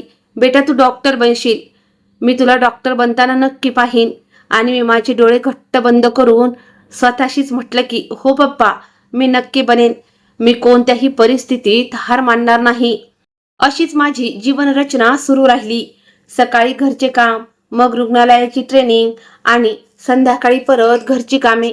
अनेकदा मला रुग्णालयातून मधोमधच घरी यावे लागे, कारण घरून फोन यायचा की लवकर ये, स्वयंपाक करायचा आहे किंवा सासऱ्यांना काहीतरी हवं आहे. आणि जर मी म्हटलं की अजून माझी ड्युटी सुरू आहे तर मला ऐकावे लागे की तुझ्यासाठी घरापेक्षा जास्त महत्वाची काय आहे. मी आतल्या आत तुटत चालले होते, पण कोणाशीही तक्रार करत नव्हते. सर्वात जास्त दुःख मला या गोष्टीचं होतं की माझा स्वतःचा पती राहुलही माझी अडचण समजून घेण्याचा प्रयत्न करत नव्हता. एके दिवशी जेव्हा तो घरी होता तेव्हा मी त्याला म्हटलं, राहुल, मला तुमच्याशी काहीतरी बोलायचं आहे. त्याने विचारलं, हां बोल. मी म्हटलं, माझी इंटर्नशिप खूप कठीण चालली आहे. वरून घरची सारी जबाबदारी माझ्यावर आहे. मी खूप थकते. जर तुम्ही थोडी साथ दिलीत तर मी सर्व काही सांभाळू शकेन. तो म्हणाला, यात मी काय करू शकतो? मी म्हटलं, तुम्ही फक्त पप्पांना आणि दिव्याला सांगा की रुग्णालयात माझी ड्युटी असते, त्यामुळे कधी मला थोडा उशीर झाला तर त्यांनी मला एवढं सुनावू नये. राहुल म्हणाला, तू डॉक्टर बनण्याचा हट्ट स्वतः केला आहेस, आता त्याची जबाबदारीही तिचीच आहे. मी म्हटलं, पण हे माझं स्वप्न आहे राहुल. राहुल म्हणाला, तुझ्याकडे घरात सर्व काही तर आहे, तुला कशाचीही कमतरता नाही, मग तू डॉक्टर बनून काय करणार आहेस? मी त्याच्याकडे बघून म्हटलं, राहुल, माझ्यासाठी डॉक्टर बनणे फक्त एक नोकरी करणं नाही, हे माझं स्वप्न आहे. लहानपणापासून मी यासाठी खूप मेहनत घेतली आहे आणि माझ्या बाबांनी माझ्यासाठी खूप काही केलं आहे. मी माझे स्वप्न अपुरे सोडू शकत नाही. राहुल म्हणाला, पण आता तू परिणीत आहेस, तुला आपल्या घराची ही जबाबदारी समजली पाहिजे. मी म्हटलं, मी घराच्या जबाबदारीपासून पळत नाहीये. मी सकाळपासून रात्रीपर्यंत सर्व काही करते, पण मला माझा अभ्यासही पूर्ण करायचा आहे. राहुल म्हणाला, जितके करायचं ते कर, पण घरात कोणतीही तक्रार यायला नको. मी त्याचं बोलणं ऐकलं आणि गप्प बसले. मला खूप अपेक्षा होती की माझा पती माझी साथ देईल, पण त्यानेही बाकीच्या लोकांप्रमाणे मला फक्त जबाबदाऱ्यांबद्दल समजावले. त्या रात्री मी खूप उशिरापर्यंत जागे राहिले. मी माझी मेडिकलची पुस्तकं उघडली, पण डोळ्यासमोर अक्षरं स्पष्ट दिसत नव्हती. मी एवढी थकली होते की वाचणे कठीण होत होते. मग मी पुस्तक बंद केलं आणि माझ्या फोनमध्ये असलेल्या बाबांच्या फोटोग्राफकडे पाहिलं. मी मनाशीच त्यांना म्हटलं, पप्पा, मी खूप थकले आहे, पण मी हरणार नाही, कारण तुम्ही माझ्याकडून वचन घेतलं आहे की मी डॉक्टर बनेन. दुसऱ्या दिवशी सकाळी पुन्हा तोच दिवस सुरू झाला. मी लवकर उठले, घरचे काम केले, सगळ्यांसाठी नाश्ता बनवला, सासऱ्यांसाठी जेवण तयार केले, दिव्याच्या गरजेच्या गोष्टी पाहिल्या आणि मग रुग्णालयात निघून गेले. रुग्णालयात पोहोचताच मी स्वतःला पूर्णपणे माझ्या ट्रेनिंगमध्ये झोकून दिलं. तिथे मला असं वाटायचं की जणू मी माझे खरेखुरे आयुष्य जगत आहे, कारण तिथं कोणी मला फक्त घरची सून समजायचं नाही. तिथे मी एक मेडिकल इंटर्न होते, एक अशी मुलगी जी शिकू इच्छित होती आणि लोकांची मदत करू इच्छित होती. जेव्हा एखादा सिनियर डॉक्टर माझं कौतुक करायचा किंवा म्हणायचा की तू रुग्णाला खूप चांगल्या प्रकारे सांभाळले आहेस, तेव्हा मला आतून खूप आनंद व्हायचा. मला वाटायचं की माझी सर्व मेहनत वाया जात नाहीये, मी हळूहळू माझ्या स्वप्नांच्या जवळ पोहोचत आहे. पण त्याच वेळी घराच्या अडचणीही सतत वाढू लागल्या होत्या. अनेकदा मला असं वाटायचं की मी दोन वेगवेगळ्या जगात जगत आहे. एक आयुष्य रुग्णालयात होतं, जिथे मी डॉक्टर बनण्याच्या दिशेनं पुढे जात होते, आणि दुसरं आयुष्य घरी होतं, जिथे माझी ओळख फक्त एका सुनेची होती, जिने प्रत्येक वेळी घरचेच काम करायचे होते. तरीही मी स्वतःला एकच गोष्ट फरमावली की कितीही संकटाचा सामना करावा लागला तरी मी माझी इंटर्नशिप पूर्ण करेन. मी एक डॉक्टर बनेन आणि माझ्या बाबांना दिलेलं वचन पाळेन. मला त्यावेळी माहित नव्हतं की येत्या दिवसात माझ्या आयुष्यात असं एक वळण येणार आहे, जो माझ्या या कष्टाची आणि या नात्याची खरी परीक्षा घेणार होता. पण मी त्यावेळी फक्त माझ्या ट्रेनिंगमध्ये मग्न राहिले, कारण माझ्यासाठी सध्या सर्वात जास्त महत्त्वाचे होते माझे स्वप्न पूर्ण करणे आणि माझ्या बाबांच्या चेहऱ्यावर तो अभिमान पाहणे, ज्याची मी लहानपणापासून वाट पाहत होते. अखेर माझी 1 वर्षाची मेडिकल इंटर्नशिप पूर्ण झाली आणि ज्या दिवशी मी रुग्णालयातून माझ्या ट्रेनिंगची पूर्तता झाल्याची कागदपत्रे हातात घेतली, त्या दिवशी माझ्या डोळ्यात आपोआपच अश्रू आले. कारण मला पुन्हा पुन्हा बाबांची ती गोष्ट आठवत होती, जी त्यांनी माझ्या मनात कायमची साठवून ठेवली होती की बेटा बेटा एक दिवस तू खूप मोठी डॉक्टर होणार. आणि अखेर तो दिवस आलाच होता. मी आता पूर्णपणे डॉक्टर बनले होते आणि पुढे कार्डिओलॉजिस्ट मध्ये आपले शिक्षण पूर्ण केल्यानंतर मी एक कार्डिओलॉजिस्ट म्हणजेच हृदयाची डॉक्टर म्हणून काम करू लागले होते. माझ्यासाठी ही फक्त एक नोकरी किंवा एक पदवी नव्हती, तर माझ्या बाबांचे स्वप्न होते, माझी स्वतःची मेहनत होती आणि त्या सर्व रात्रीच्या कष्टांचे फळ होते. जेव्हा मी थकल्यानंतरही पुस्तक घेऊन बसत असे आणि घरच्या कामाच्या व रुग्णालयाच्या ट्रेनिंगमध्ये कात्री सापडूनही माझं स्वप्न जिवंत ठेवत असे. जेव्हा मी घरी येऊन सगळ्यांना सांगितलं की आता मी डॉक्टर बनले आहे, तेव्हा माझे बाबा फोनवर हे ऐकून खूप खुश झाले. त्यांनी म्हटलं, बेटा आज तू माझी मान अभिमानाने उंचावला आहेस. मी त्यांना म्हटले, पप्पा ही माझी जीत नाहीये, ही आपली जीत आहे. जर तुम्ही मला नेहमी हिंमत दिली नसती तर कदाचित आज मी इथपर्यंत पोहोचू शकले नसते. बाबांच्या आवाजात आनंद स्पष्टपणे जाणवत होता. त्यांनी म्हटलं, आता बस बेटा, तुझं आयुष्य तुझ्या मनासारखं जग आणि तुझ्या कामात नेहमी प्रामाणिक राहा. त्यांचं बोलणं ऐकून मी त्यांना विश्वास दिला की मी नेहमी असंच करेन. पण माझ्या सासरच्या मंडळींमध्ये माझ्या या आनंदाबद्दल अनेक जण तितकेसे खुश नव्हते, कारण आता मला रोज रुग्णालयात जावं लागणार होतं, रुग्णाला तपासावं लागणार होतं, एक डॉक्टर म्हणून आपली जबाबदारी पार पाडावी लागणार होती आणि घरात आधीप्रमाणेच कामही करावे लागणार होते.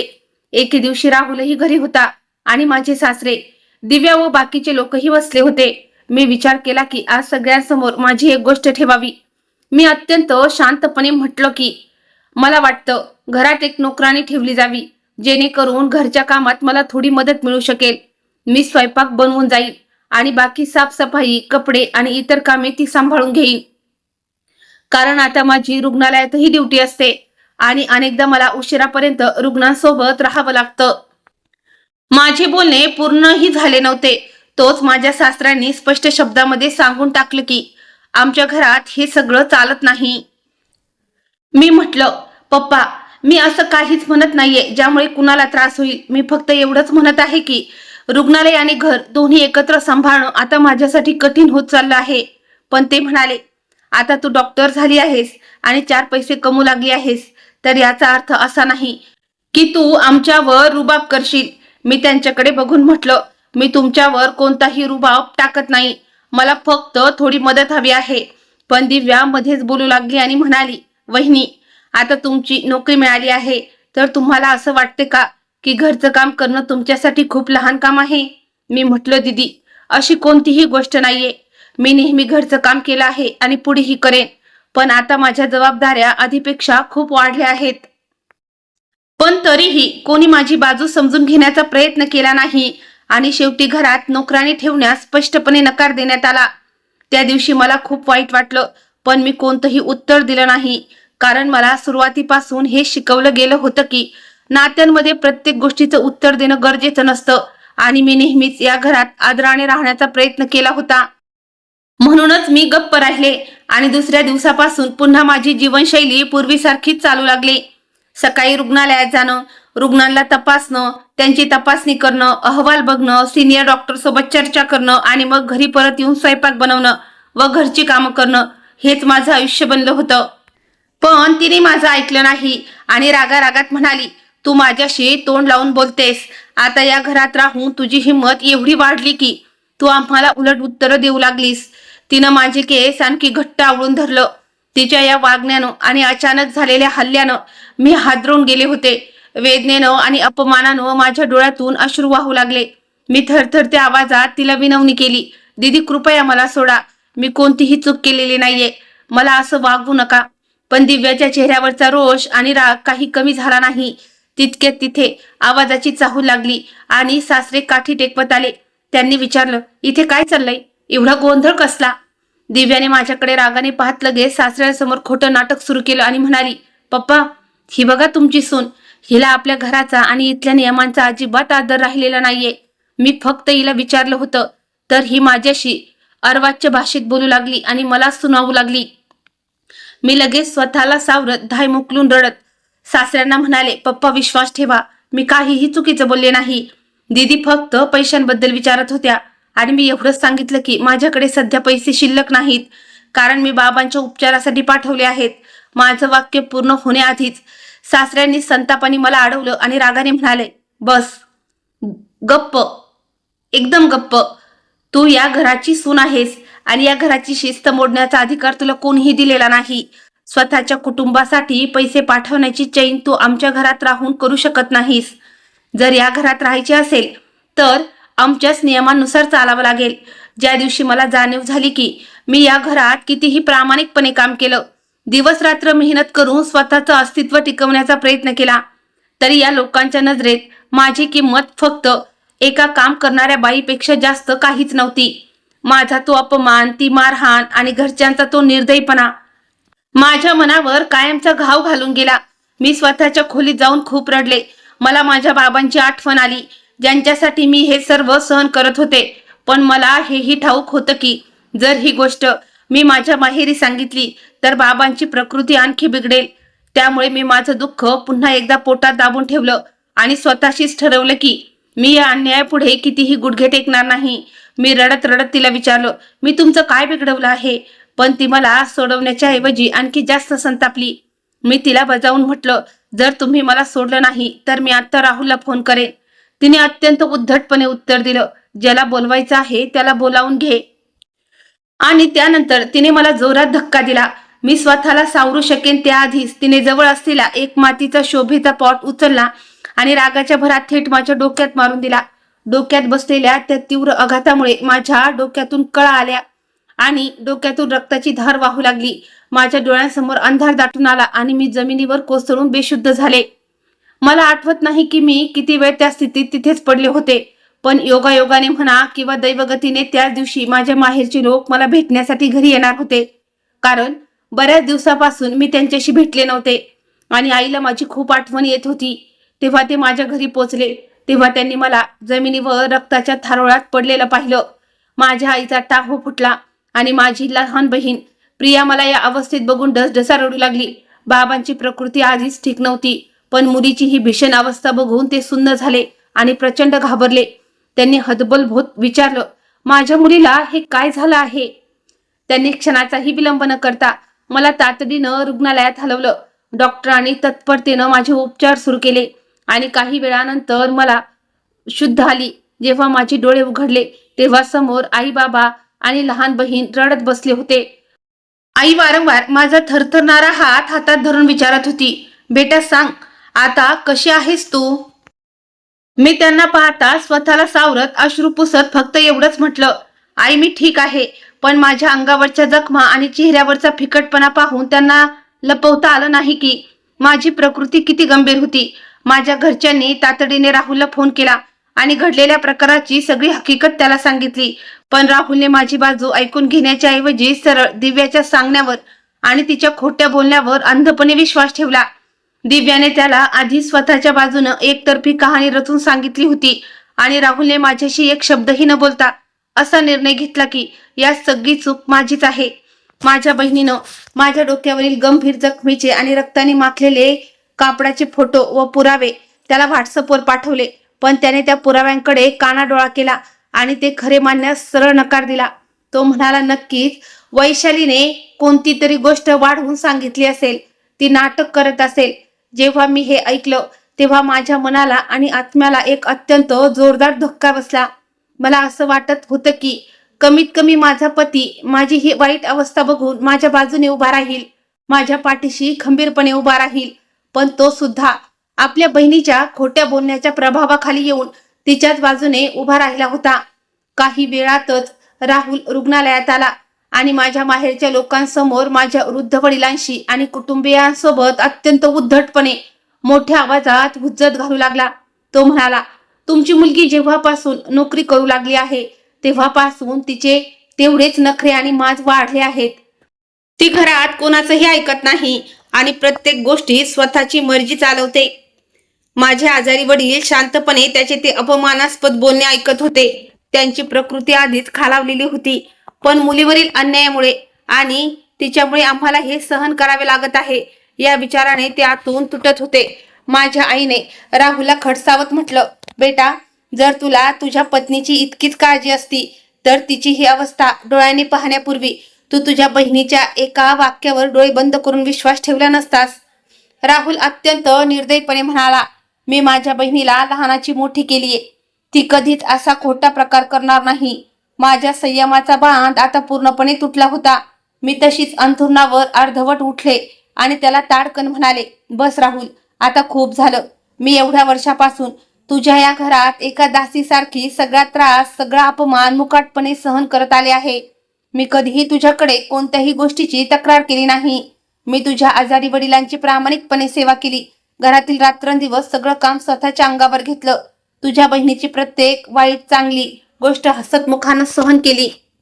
माझ्या उच्च शिक्षणाची स्वप्न आणि नोकरीची जबाबदारी सांभाळत असतानाही मी या घराची मर्यादा कधीच ओलांडली नाही. पण आज तर थेट माझ्या जीवावर बेतली आहे आणि तरीही तुला माझ्या बोलण्यावर लवलेश विश्वास नाहीये. मी कधीही माझ्या आई वडिलांना या घरातील एकही वाईट गोष्ट सांगितली नाही, कारण मला अजिबात वाटत नव्हते की माझ्या आजारी बाबांनी त्यांच्या तब्येतीची काळजी करताना माझी चिंता करावी. पण आज माझ्या संयमाची आणि सहनशीलतेची सीमा संपली आहे. मी आता या नात्यात एक क्षणही राहू शकत नाही. माझे हे खडे बोल ऐकून राहुलने मला सुनावत म्हटलं, वैशाली, रागाच्या भरात एवढा मोठा निर्णय घेऊ नकोस, नीट विचार कर. मी डोळ्यातून वाहणारे अश्रू पुसत अतिशय ठाम आवाजात उत्तर दिलं, नाही राहुल, मी आता कोणत्याही आवेशाने नाही तर खूप विचार करून हा अंतिम निर्णय घेतला आहे. आता मला तुझ्यासोबत या घरात एक दिवसही राहायचं नाहीये. मला तुझ्याशी सर्व संबंध संपवायचे आहेत. मला तुझ्याकडून घटस्फोट हवा आहे. माझ्या तोंडातून हा घटस्फोटाचा शब्द बाहेर पडताच रुग्णालयाच्या त्या खोलीत काही क्षणांसाठी कमालीची शांतता पसरली. तिथे उपस्थित सगळेजण सुन्न झाले, पण यावेळी मी अजिबात मागं हटले नाही. माझे वृद्ध बाबा पुढे आले.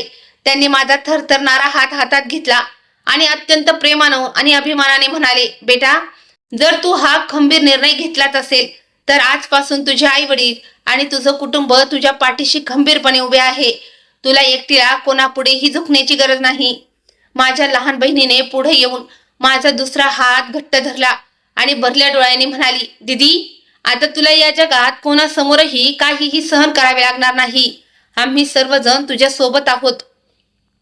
आणि त्या दिवशी मला पहिल्यांदा जाणवलं की मी जरी आयुष्यभर स्वतःचा आवाज दाबून सगळे त्रास मुकाटपणे सहन केले असले तरी आता माझे स्वतःचे हक्काचे लोक, माझं कुटुंब माझ्या पाठीशी खंबीरपणे उभे आहे.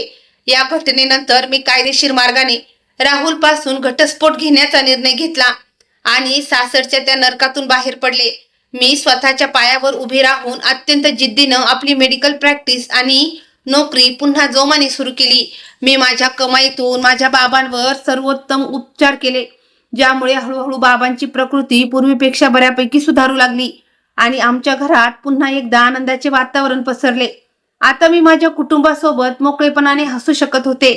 माझ्या लहान बहिणीच्या शिक्षणात आणि भविष्यात तिची मदत करत होते. आईच्या शेजारी बसून तिच्याशी सुखदुःखाच्या गोष्टी करत होते. आणि रुग्णालयात येणाऱ्या प्रत्येक गरजू रुग्णावर अत्यंत प्रामाणिकपणे उपचार करत होते. मला आयुष्यात पहिल्यांदा असं वाटलं की आता माझं आयुष्य खऱ्या अर्थाने माझ्या स्वतःच्या हातात आहे. अशीच काही वर्ष आनंदाने आणि शांततेत निघून गेली आणि एके दिवशी अचानक माझ्या फोनची स्क्रीन चमकली. त्यावर राहुलचा कॉल आला होता. फोनवर त्याचे नाव चमकताना पाहताच मला भूतकाळातील ते सगळे वाईट दिवस, तो झालेला अन्याय आणि तो अपमान एका क्षणात डोळ्यांसमोर उभा राहिला. पण मी न अडखळता तो फोन उचलला नाही. तो तसाच रिंग होत राहू दिला. त्यानंतर त्याच्याकडून अनेक मेसेज येऊ लागले, ज्यामध्ये त्याने लिहिलं होतं की, वैशाली, मला तुझ्याशी खूप महत्वाची गोष्ट बोलायची आहे. कृपया मला एक संधी दे आणि माझे म्हणणे एकदा ऐकून घे. मी त्याला कोणताही प्रतिसाद दिला नाही. तरीही त्याचे सतत मेसेज येणं सुरूच होतं. शेवटी त्याने एक मोठा मेसेज पाठवला, ज्यामध्ये लिहिलं होतं की, माझ्या बहिणीला कॅन्सर झाला आहे. ती रुग्णालयात आहे आणि तिची प्रकृती अतिशय खालावलेली आहे.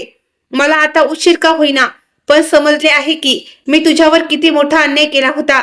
मी त्यावेळी तुझ्या बोलण्यावर विश्वास ठेवला नाही आणि माझ्या बहिणीची बाजू घेतली, जरी ती पूर्णपणे चुकीची होती. आज मला माझ्या कृत्याचा तीव्र पश्चाताप होत आहे आणि मी तुझ्याकडे मनापासून क्षमा मागू इच्छितो.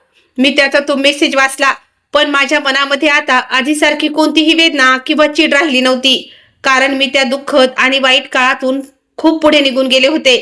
मी त्याला अत्यंत शांतपणे फक्त एवढंच उत्तर पाठवलं की, तुम्हाला तुमच्या चुकीची जाणीव आता झाली आहे, पण माझ्यासाठी तो काळ आणि ती वेळ खूप आधीच निघून गेली आहे. तुमच्या बहिणीबद्दल माझ्या मनात कोणताही द्वेष नाही. तिच्या प्रकृतीसाठी वाईट वाटते, पण भूतकाळात माझ्यासोबत जे काही घडले ते मी कधीही विसरू शकत नाही. त्याने त्यानंतरही मला अनेक मेसेज करून क्षमा मागितली, पण मी त्याला कोणताही प्रतिसाद दिला नाही आणि माझा फोन बंद करून टाकला. त्यानंतर मी कधीही राहुलशी संपर्क साधण्याचा प्रयत्न केला नाही, कारण मला अगदी स्पष्टपणे ठाऊक होतं की माझं आयुष्य आता खूप पुढे निघून गेलं आहे आणि त्या जुन्या कुजलेल्या नात्यात पुन्हा परत जाण्याची मला अजिबात गरज नाही. काही काळानंतर माझ्या आयुष्यात लग्नाचा एक नवीन प्रस्ताव आला. यावेळी तो एक असा व्यक्ती होता ज्याचे पूर्वी लग्न झाले होते, पण दुर्दैवाने त्याच्या पत्नीचं निधन झालं होतं आणि त्याला एक छोटी मुलगी होती. सुरुवातीला माझ्या मनात साहजिकच एक भीती निर्माण झाली की कुठेतरी माझं आयुष्य पुन्हा त्या जुन्या नरकासारखं किंवा आधीच्या अनुभवासारखं तर होणार नाही ना. पण जेव्हा मी त्याच्याशी प्रत्यक्ष संवाद साधला, तेव्हा मला त्याच्या वागण्यात आणि विचारामध्ये एक वेगळीच परिपक्वता, समजूतदारपणा आणि आदर दिसून आला. त्याने माझ्या नोकरीबद्दल आणि आवडीनिवडीबद्दल आणि माझ्या महत्वाकांक्षेबद्दल प्रेमानं विचारपूस केली आणि सर्वात महत्वाची गोष्ट म्हणजे त्याने मला अगदी स्पष्ट शब्दात सांगितलं की तुझ्या आयुष्यात तुझे स्वप्न, तुझी कारकीर्द आणि तुझं कुटुंब अत्यंत महत्वाचं आहे. याची मला पूर्ण जाणीव आहे. मी कधीही तुला तुझ्या मनाविरुद्ध किंवा कोणत्याही गोष्टीसाठी कधीही बंधन घालणार नाही. त्याची ती आश्वासक आणि प्रेमळ भाषा ऐकून मला असं वाटलं की कदाचित आयुष्य मला स्वतःला सिद्ध करण्यासाठी आणि आनंदाने जगण्यासाठी दुसरी संधी देत आहे. मी त्याच्याशी आणि त्याच्या कुटुंबाशी सविस्तर चर्चा केली, त्यांच्याशी मनमोकळेपणाने बोलले आणि हळूहळू माझा हा विश्वास बळकट होत गेला की हा माणूस राहुलपेक्षा पूर्णपणे वेगळा आणि सुसंस्कृत आहे. तो माझी आणि माझ्या आत्मसन्मानाची खरी किंमत जाणत होता. तो माझ्या कष्टांची कदर करत होता आणि माझे म्हणणे नेहमी ऐकून घेत असे. त्याची लहान मुलगी ही अतिशय गोड आणि प्रेमळ होती. सुरुवातीला ती मला आंटी म्हणून हाक मारायची, पण हळूहळू आमच्या दोघींमध्ये एवढी जवळीक निर्माण झाली की ती माझ्याशिवाय एक क्षणही राहू शकत नव्हती. मी सुद्धा तिला माझ्या स्वतःच्या मुलीप्रमाणे जीवापाड प्रेम देऊ लागले. जेव्हा आमचा विवाह झाला तेव्हा माझ्या मनात पूर्वीसारखी कोणतीही भीती किंवा धाकधूक नव्हती, तर एक अफाट मानसिक शांतता आणि सुटकेचे समाधान होते. कारण मला ठाऊक होतं की या घरात माझा सन्मान आहे, माझं मत ऐकून घेतलं जाईल आणि माझ्या स्वप्नांसाठी किंवा अस्तित्वासाठी मला कोणाशीही भांडण्याची गरज भासणार नाही. मी माझी डॉक्टरकीची नोकरी अविरतपणे करत राहिले, नियमित रुग्णालयात जाऊन रुग्णांवर उपचार करत राहिले आणि घरी परतल्यावर त्या चिमुकली सोबत हसण्या खेळण्यात वेळ वाया घालवत असे. माझे पती प्रत्येक पावलावर मला खंबीर साथ देत असत. जर कधी रुग्णालयातील कामामुळे मला घरी यायला उशीर झाला तर ते स्वतः जेवणाची आणि घराची व्यवस्था सांभाळत आणि प्रेमाने म्हणत, आज तू रुग्णालयात खूप काम करून थकली असशील, आधी शांतपणे विश्रांती घे. त्याच्या तोंडून निघणारे हे छोटे छोटे आणि आपुलकीचे शब्द माझ्यासाठी खूप मोठे आणि मोलाचे होते, कारण माझ्या पहिल्या विवाहात मी नेमकं याच गोष्टीसाठी आणि आदरासाठी आतुरले होते, ज्याची तिथे नेहमीच उणीव भासायची. आता माझ्या बाबांची प्रकृती पूर्वीपेक्षा बरीच सुधारली होती आणि ते आनंदाने जीवन जगत होते. त्यांचे उपचार अगदी व्यवस्थित सुरू होते आणि जेव्हा मला एक कुशल डॉक्टर म्हणून रुग्णालयामध्ये रुग्णांवर उपचार करताना पाहत, तेव्हा त्यांच्या चेहऱ्यावरचा तो अभिमान स्पष्टपणे झळकताना दिसत असे. एके दिवशी त्यांनी माझा हात हातात घेऊन प्रेमानं म्हटलं, बेटा, मला सर्वात जास्त आनंद या गोष्टीचा आहे की तू तुझ्या आयुष्यात जे काही वाईट घडलं त्याला तुझी कमजोरी बनू दिलं नाहीस. तू स्वतःला सावरलं आणि आज स्वतःच्या जिद्दीवर, स्वतःच्या पायावर उभी आहेस. मी त्यांचा तो थरथरणारा हात घट्ट पकडला आणि ओल्या डोळ्यांनी म्हणाले, पप्पा, जर तुम्ही मला त्या कठीण काळात नेहमी हिंमत दिली नसती तर कदाचित मी इथपर्यंत पोहोचू शकले नसते. आमच्या दोघांच्याही डोळ्यात त्यावेळी अश्रू होते, पण यावेळी ते अश्रू वेदनेचे किंवा दुःखाचे नव्हते, तर अफाट समाधानाच्या आणि आनंदाचे होते. माझ्या आयुष्यात सुरुवातीला खूप काही चुकीचं घडलं होतं. मला अनेक अपमानास्पद प्रसंगाचा सामना करावा लागला होता, पण या संपूर्ण संघर्षातून मी एक खूप मोठी गोष्ट शिकले होते. कोणतेही नाते टिकून ठेवण्यासाठी किंवा वाचवण्यासाठी स्वतःची इज्जत, स्वाभिमान आणि स्वतःचा आनंद कधीही संपून टाकणं कधीच गरजेचं नसतं. कधी कधी स्वतःच्या हक्कासाठी आणि आत्मसन्मानासाठी अन्याय करणाऱ्या विरोधात उभं राहणं, स्वतःसाठी आवाज उठवणं हे सर्वात जास्त महत्वाचं असतं. आणि अखेर मला ती हक्काची सुंदर जिंदगी मिळूनच गेली, ज्यामध्ये मला निखळ प्रेमही मिळालं, मनापासून आदर आणि सन्मानही मिळाला आणि स्वतःची स्वप्न पूर्ण करण्याचे स्वातंत्र्यही मिळाले. आता मी माझ्या नवीन कुटुंबासोबत अत्यंत आनंदाने जगत होते. रुग्णालयात माझ्या रुग्णांची सेवा करत होते. घरी परतल्यावर माझ्या पतीसोबत आणि लाडक्या लेकीसोबत सुखाचे क्षण व्यतीत करत होते. आणि सर्वात महत्वाची गोष्ट म्हणजे माझे बाबा माझ्या समोर निरोगी होऊन आनंदाने हसत होते, कारण त्यांच्या लेकीनं आपलं आणि तिचं स्वप्न खऱ्या अर्थाने पूर्ण केलं होतं. आणि हीच माझ्यासाठी आयुष्याची सर्वात मोठी अमूल्य खुशी होती. मित्रांनो, तुम्हाला वैशालीची ही संघर्ष गाथा कशी वाटली? जर ही भावनिक आणि प्रेरणादायी कहाणी तुम्हाला आवडली असेल तर नक्की लाईक करा. चॅनलवर नवीन असाल तर सबस्क्राईब करा आणि बेल आयकॉन दाबायला विसरू नका, जेणेकरून अशा सुंदर आणि प्रेरणादायी कथा सर्वात आधी तुमच्यापर्यंत